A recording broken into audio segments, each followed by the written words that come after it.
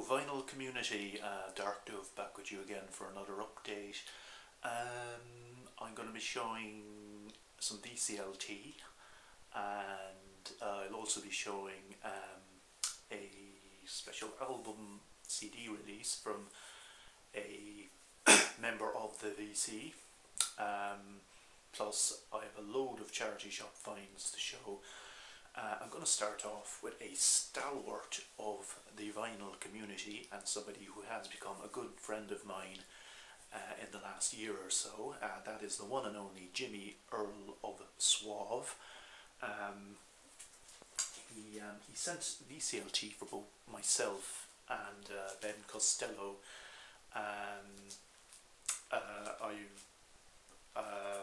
The two items which he sent to me,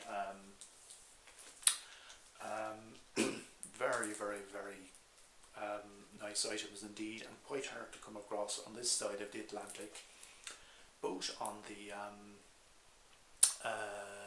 Blue Note label. This is Sweet Lou by Lou Donaldson. This is from, I think it's from 74, I do believe. Now, I'd like to point out as well, are these Blake sleeves, Jimmy? I do believe they are. These are really incredible sleeves that you sent these records in. Yeah, so sent two items to me, as stated, both on the Blue Note label. And you said, Jimmy, that that my other half, Eleanor, would enjoy these, and she particularly enjoyed the next one. Earl, is it Klug? K-L-U-G-H. This one myself, it's good. It's like, it kind of verges a little bit on easy listening at times, but herself really enjoyed this one. This is from 76, I think, and he's a Earl Klug jazz guitarist. There's kind of classical guitar influence in there, but I really appreciate this one. This is a fantastic record by Lou Donaldson, and there's a great lineup of musicians here as well, and there's some great Moog work on here as well, which is I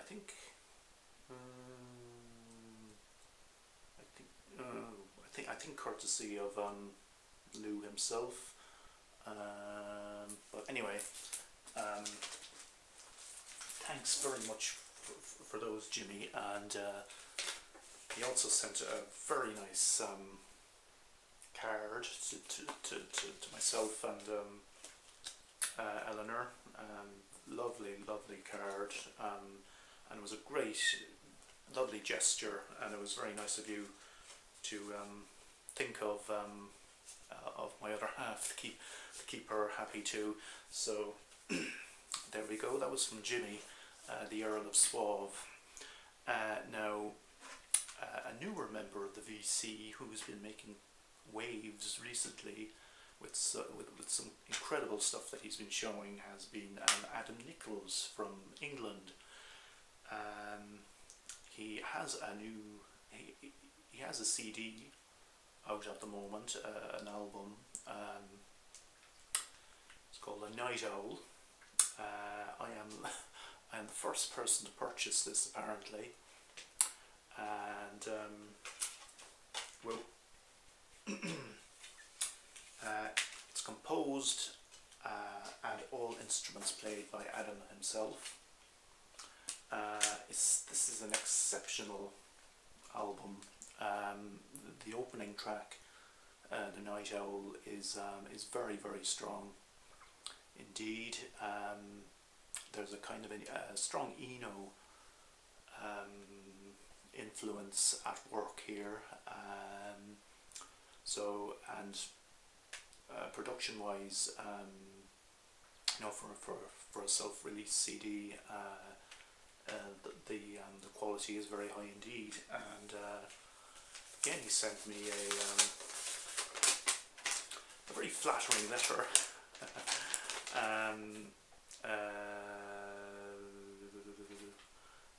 Just, you know, about how much he enjoys my channel, and I really appreciate that, Adam, and thank you very much for that. It means a lot. So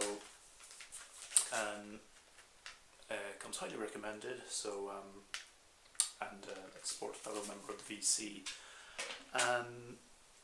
Okay, so I'm going to show some charity shop finds which I have made over the last week. May I just point out that the vast majority of these I haven't had the chance to listen to yet, so I'm not really going to be doing a kind of a critical analysis on them or anything.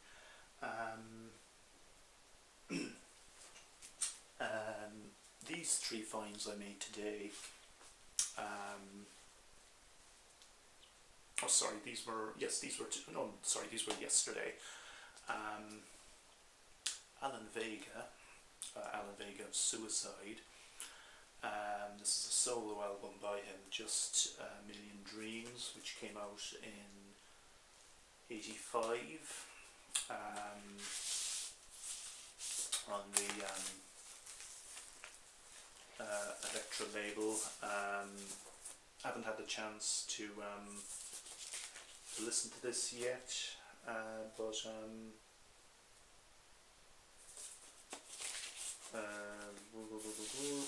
I am a big fan of Suicide, so I'm expecting quite a lot from that. Two albums now that I don't really need an introduction.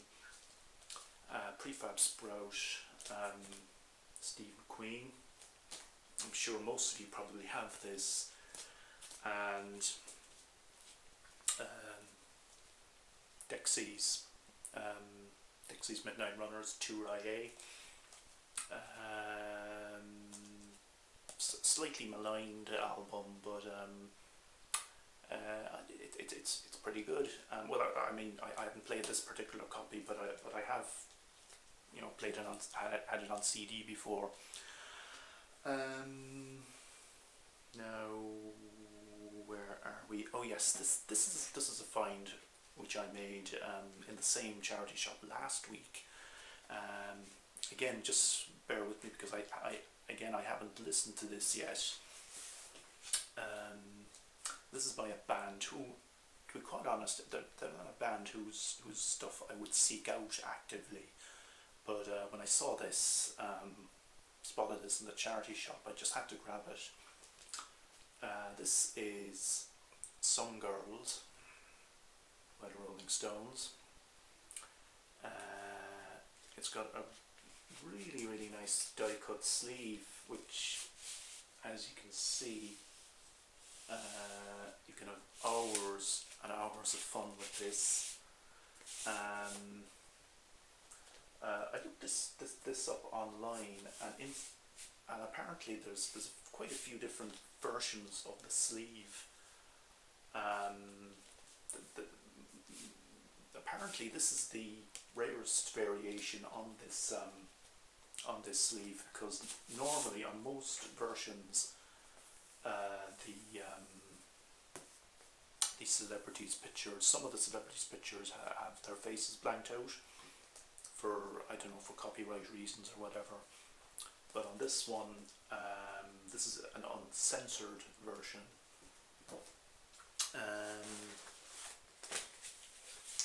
Now bear with me. As I said, I haven't had the chance to play it yet, but I'm sure it's probably, you know, a record that an awful lot of you already have in your collection.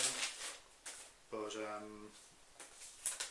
I have a lot of stuff to show, so I'm trying to keep it kind of brief. But anyway, there we go. So that was the Rolling Stones with Some Girls, which incidentally came out on a Rolling Stones label in 1978.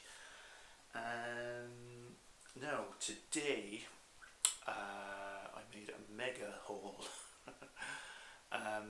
in the same charity shop as I found all the other stuff which I've just shown. Again, some of the acts, some of the bands that I'm going to show here are not groups or acts who I would normally seek out, but because they were going cheap, you know, in a charity shop, I felt compelled to grab them. Now, okay, well, starting off with, now that could not be said in the case of what I'm going to show you now. John Martyn, Solid Air. Now, I already have this. This is an absolute classic. I have this already, an original pressing on the Island Pink Rim label. This is not an original. It's on the Island Blue label, which I think would indicate that it's probably a late 70s repress. But you know, I already have it, but it's something it's an album which I've never seen in a charity shop, and I grabbed it for €3.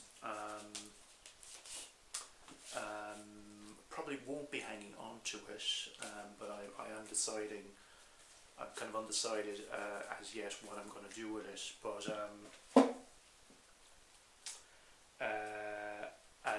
there's 3 other items which I grabbed along with it.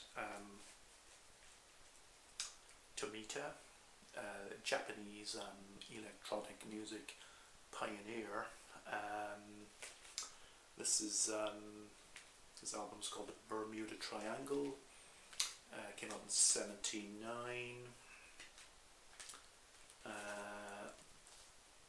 On the RCA label.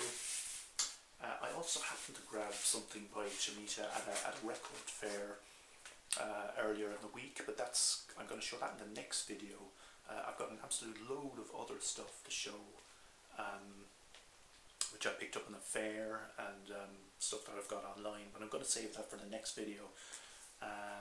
Today I'm just concentrating on charity shop finds, and the next item, again, a band I'm not particularly kind of into, but I grabbed this really because of the kind of, you know, the sleeve art, and that is Yes, with Yes Songs. An amazing Roger Dean artwork.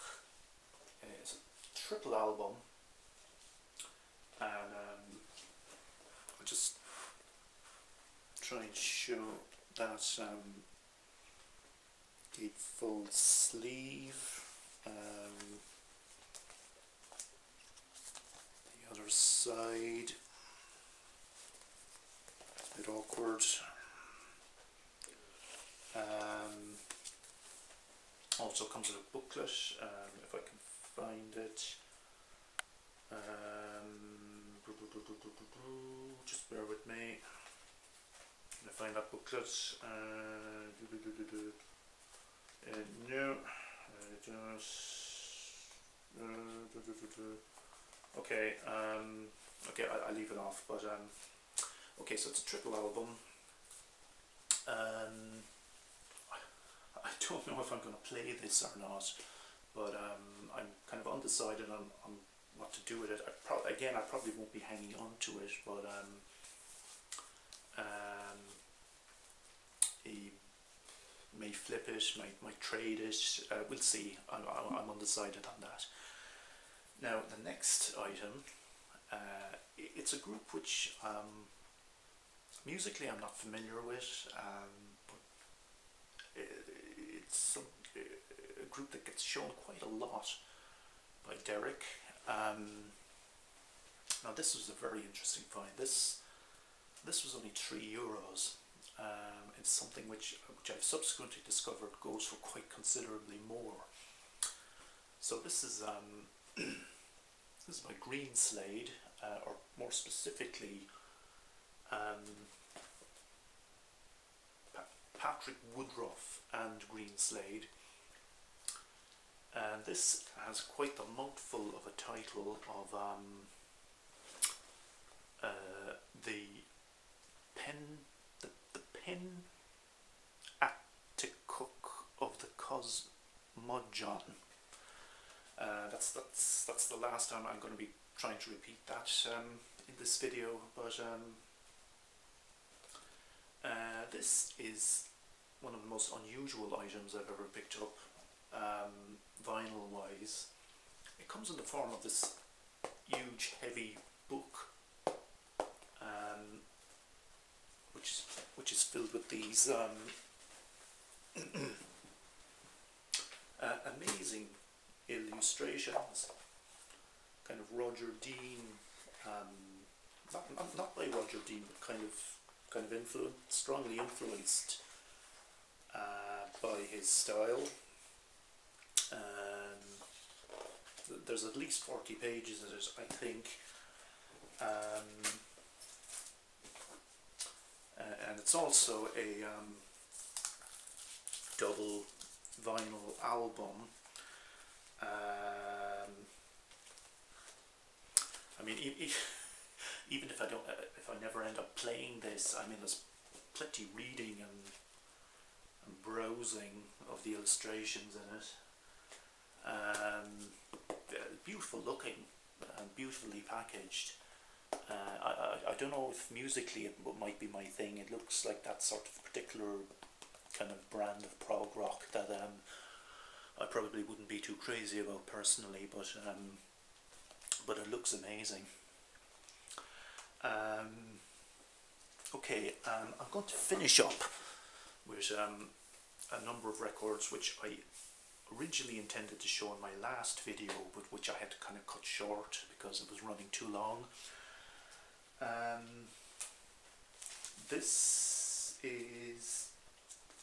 These are some traditional Irish records which I picked up again in another charity shop some weeks back.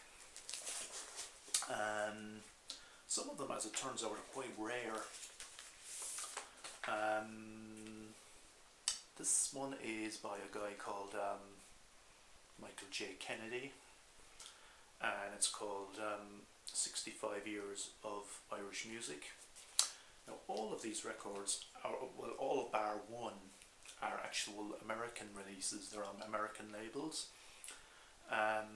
This one, apparently this guy Michael J. Kennedy, he was born in 1900 in County Galway in the west of Ireland, but he moved to America, immigrated to America when he was quite young, and he became quite well known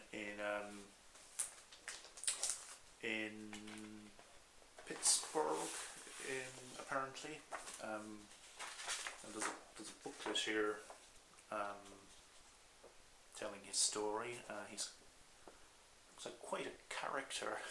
that's some epic facial hair he's got there. It's a really nice looking label. I've showed you there. It's called June.Apple Recordings, and it specialises in Appalachian music apparently. But in this case, this is Irish melodian music. I've listened to it. It's not really my thing, but it's very interesting nonetheless.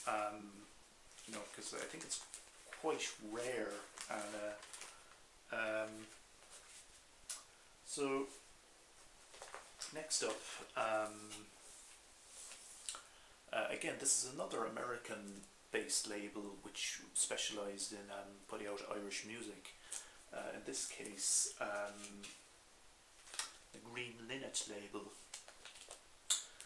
This is called Joe and the Gabe, and the Joe in question here is Joe Healy, who was the most famous proponent of sean-nós singing, which is a particular style of Irish traditional singing prevalent in the west of Ireland, particularly in Irish Gaelic speaking areas.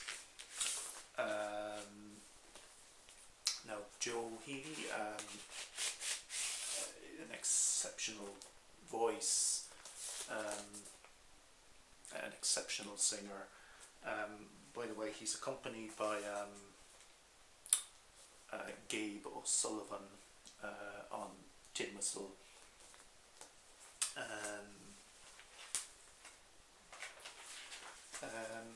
Moving on, this is on Shanachie Records, which I believe is, yes, this is another American label. This is very nice artwork, by the way. Jimmy Doyle and who's the other guy? Jimmy Doyle and Dan O'Leary. Music from the Kingdom of Kerry.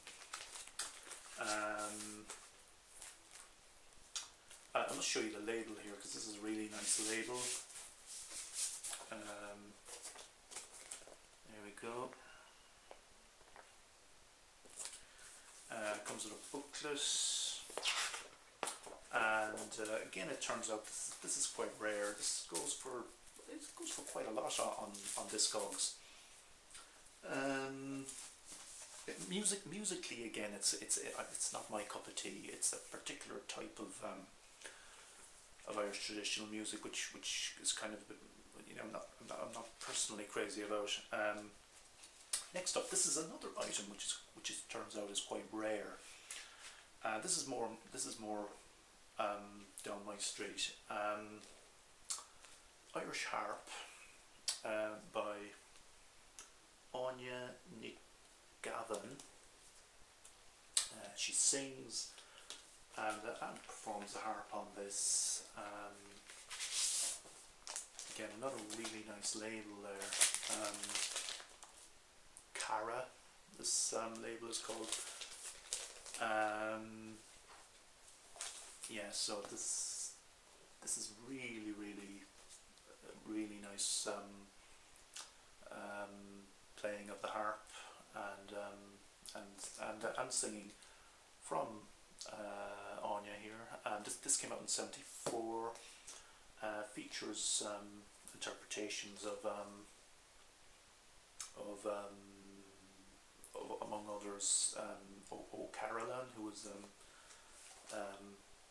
famous Irish composer of harp music. Finally, this is actually something which I haven't had the chance to listen to yet, but this is called The Dark in the Morning, and this features among others very young Liam Clancy and Tommy Macon, and also members of their extended families. Very nice artwork, which is by Louis Le Brocquet, who was a famous Irish modernist painter, active in the latter half of the 20th century. This was recorded in the 50s, but I think this is a 70s reissue. There we go. So I haven't had the chance to listen to that yet, but I will be giving it a spin fairly soon. Okay, now I have a load of other stuff to show. Very nice stuff to show, which I'm not going to show it now because the video will just run for way too long, but I will shoot another video probably in maybe another couple of weeks, so keep an eye out for that. Again, thanks very much to Jimmy and Adam. I appreciate this. the best of luck with it, and hope you sell many more copies. And to everybody on the PC, thanks for watching.